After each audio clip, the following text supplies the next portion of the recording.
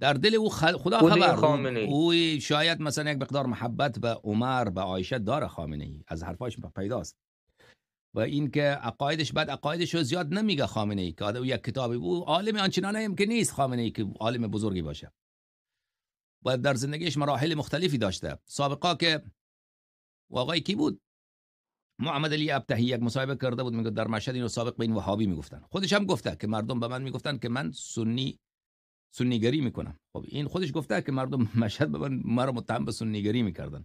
خب حتما در یک حرفای میزده که در اون حرفایش یک میلی بوده، یک دوستی بوده نسبت به ابوبکر، با عمر، با عایشه.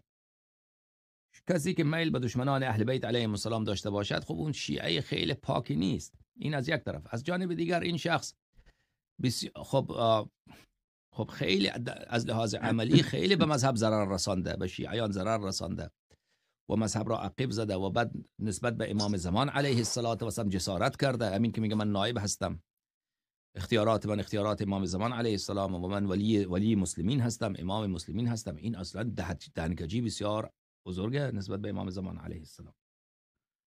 لذا این یک خدمت شما عرض کنم که شما اگر در دوران منصور اگر بودید، منصور خیلی علاقه داشت نسبت به امیرالمؤمنین علیه السلام و منصور خیلی احادیث نقل کرده. اینا مأمون همچنین نسبت به اهل بیت علیهم السلام احادیث نقل کرده، در فضل اونها مأمون که مناظره میکرد در برتری امیرالمؤمنین علیه السلام.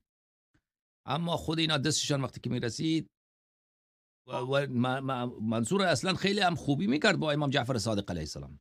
یعنی ملاقات هایشان رو که ببینید با امام جعفر صادق علیه السلام، اول میگفت من ایشان رو میکشم، درسته؟ گزارش ها که میرسید که ایشان بر علیه شما داره لشکر جمع میکنم، بله می آورد که من ایشان رو میکشم. بعد امام جعفر صادق علیه السلام با ایشان که صحبت میکرد نرم میشد، میگفت خدا لعنت کنه مردم رو، ما و شما پسر عم هستیم، من شما رو خیلی به شما علاقه دارم، بیارید اینقدر پول بیارید به ایشان بدید، با عزت و احترام حضرت رو برمیگردانید. یعنی اینا میرسانه که این شخص چند بار دو دل میشد که بکشم نکشم، آخرش هم کشت امام جعفر صادق علیه السلام. خب این دنیا حکومت، کسانی که بر منصب حکومت میشینند، بعضی از اینا عقیدهشان خوبه، بعد به خاطر این حب دنیا و به خاطر ظلمی که میکنن، آدم کشی که میکنن، آخر کارشان به کشتن امام دستشان میرسه. امام عصر علیه السلام را خداوند متعال در کنف غیبت حفظ فرموده و الا خامنه ای شاید اگر دستش میرسید میکشت امام زمان علیه السلام.